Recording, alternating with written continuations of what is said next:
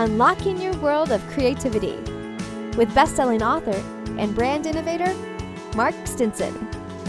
This episode is brought to you by White Cloud Coffee Roasters, where every bean tells a story of adventure.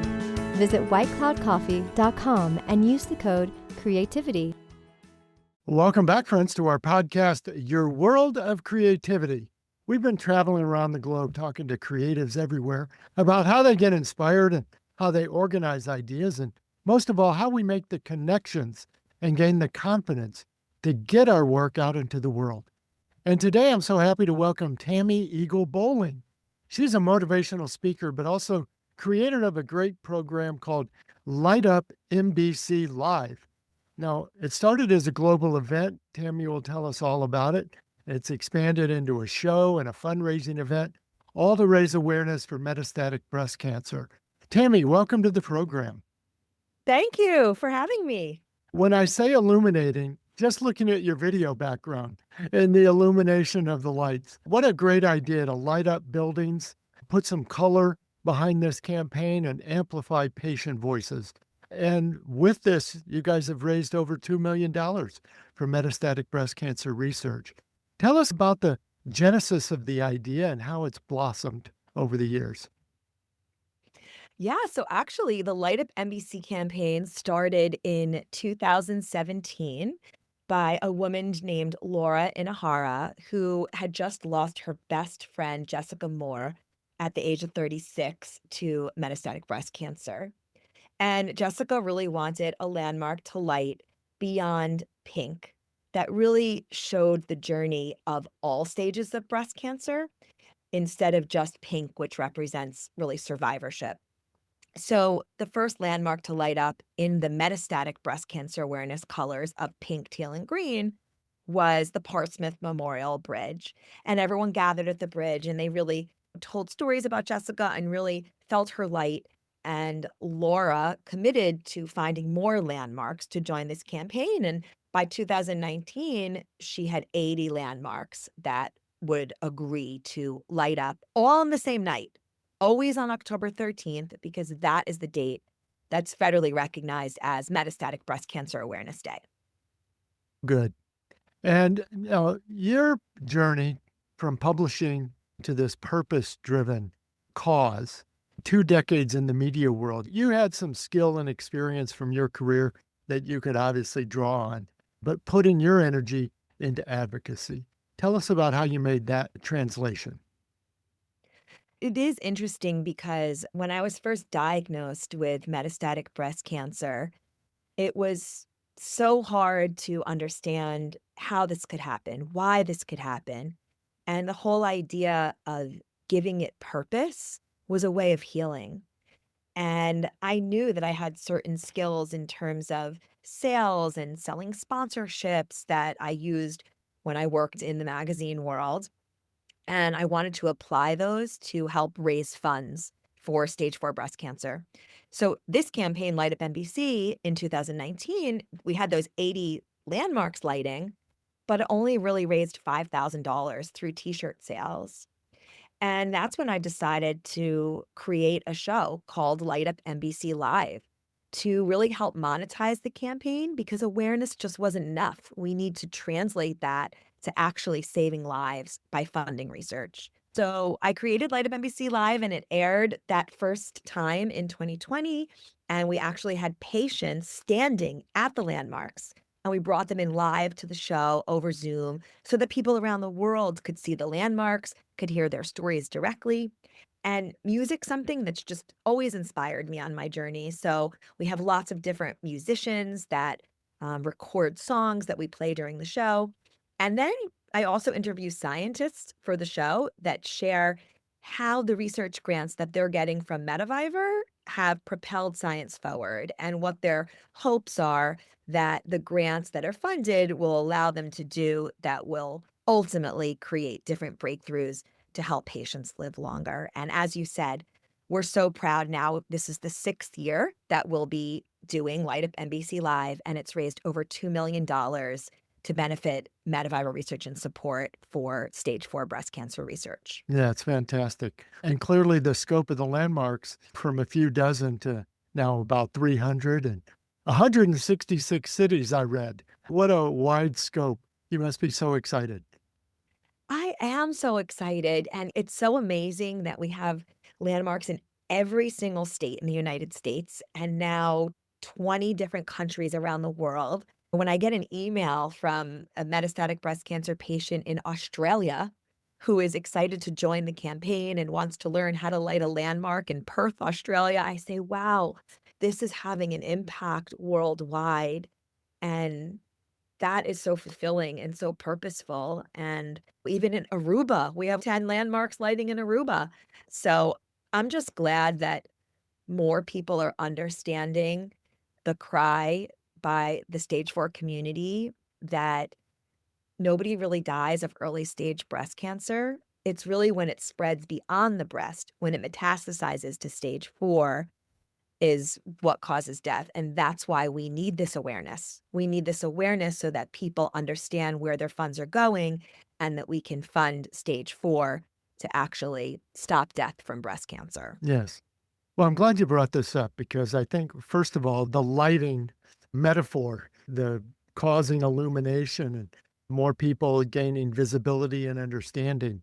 As excited as I can get about the events, I also want to get serious about why it's so important to create this kind of awareness. What is the advocacy that you see is needed right now?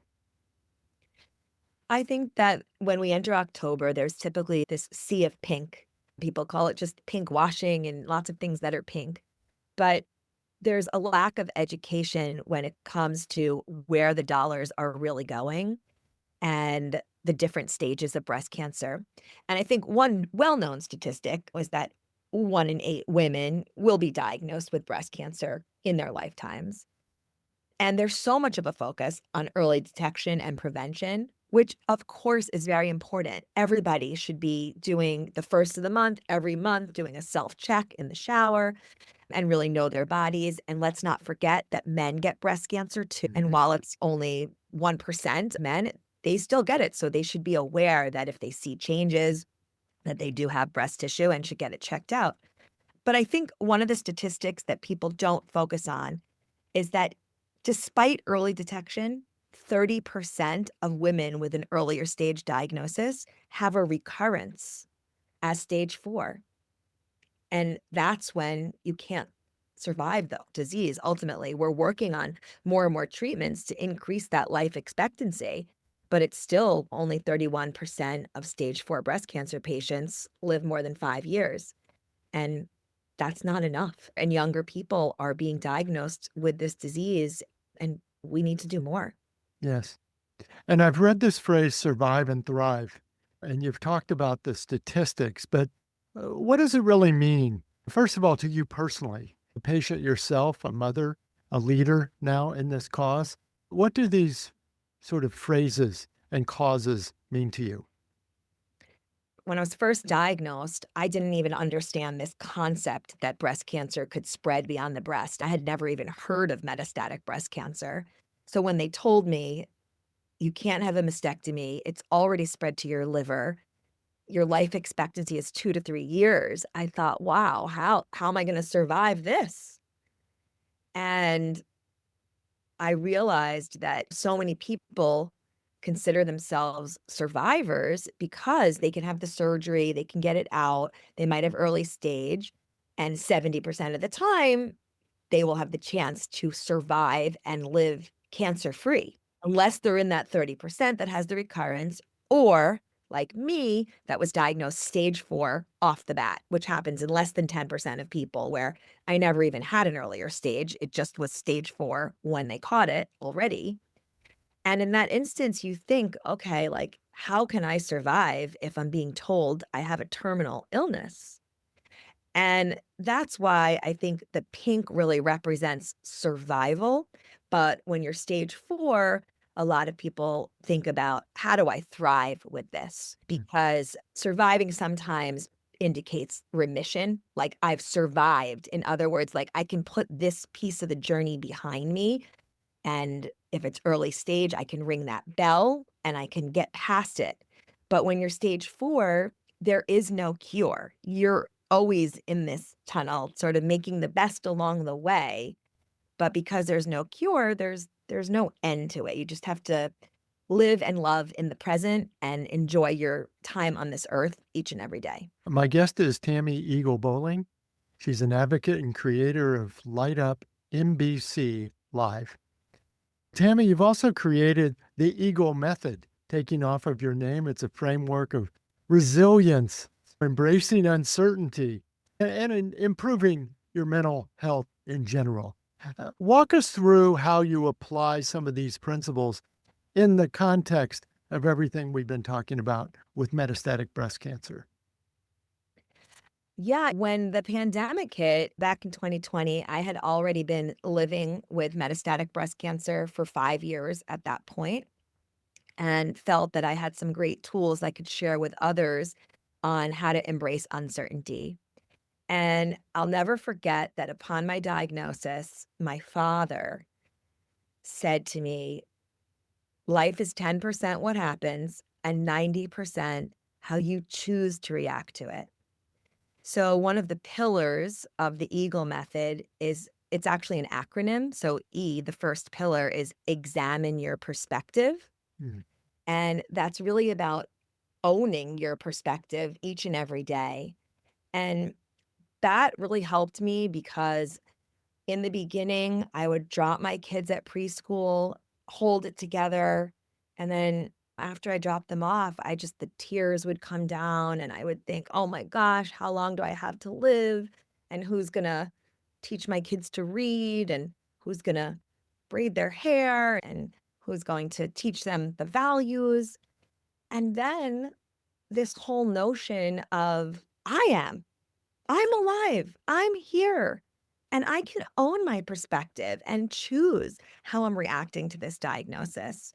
So I'm going to become an advocate. I'm going to raise funds for research, and I'm going to create a lasting legacy and a great example for my daughters.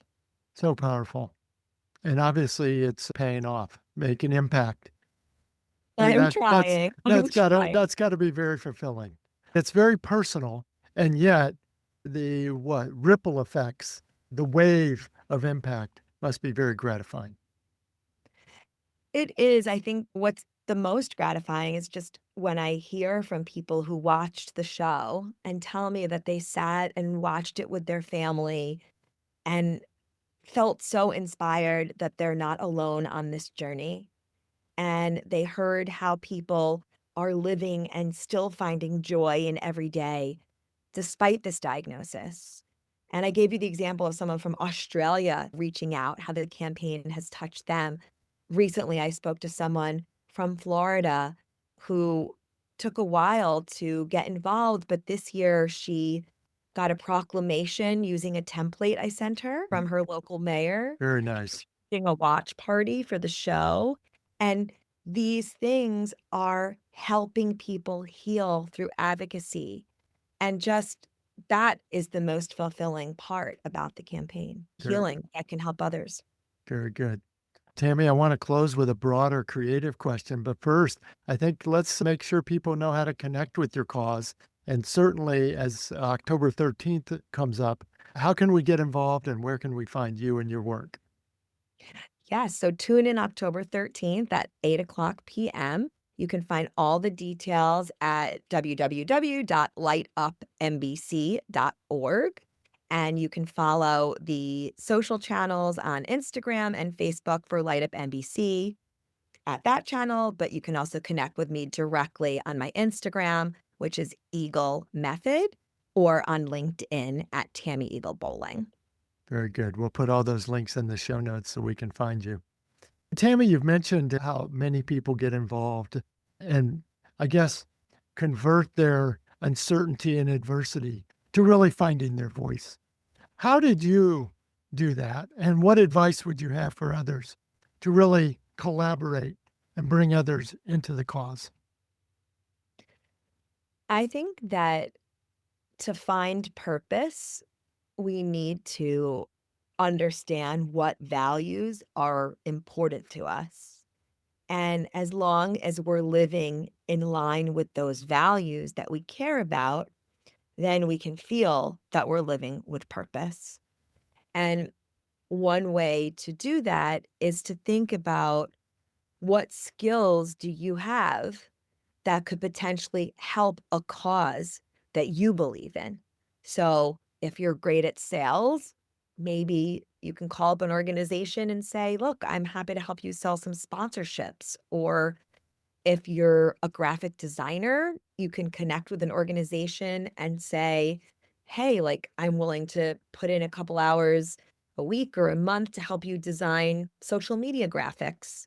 By the way, we're always looking for graphic design help. So feel free to reach out to me about just to take your skill set and think about how you can contribute to the greater good. Tami, thanks for being on the program. I really appreciate you sharing your cause, your energy, and your commitment to metastatic breast cancer research. And all the best on October 13th. It's going to be a great show. Thank you for providing this platform and helping me raise awareness for this cause. We Well, really it reminds me of going city by city on New Year's Eve when all the fireworks are going off. And here we're illuminating all these buildings and following them around the world. What a great program. It's just an incredible display of hope. It really is, to see Yeah. all these landmarks lit. So Yes. yeah, check out the channels and you'll be inspired. Definitely will do. Thanks to Tami Eagle Bowling for being our guest. And listeners, thank you for coming by. We love traveling, well, around the world, just like these landmarks around the world, but we love traveling, talking to creative practitioners. Some are authors, singer-songwriters, actors, playwrights, architects, engineers. And as we've heard today, sometimes we can convert and translate and apply skills we've learned in one area of business to something we believe in and a cause that we can commit to. And Tami's given us a great example of that. So thanks for coming by. Now, we also want to thank our sponsor, White Cloud Coffee. They're fueling creative conversations like this everywhere. And listeners, you can enjoy 10% off your first order at whitecloudcoffee.com. And of course, don't forget to download your free ebook of Your World of Creativity when you visit mark-stinson.com. So until next time, I'm Mark Stinson, and we'll keep unlocking your world of creativity. Bye for now.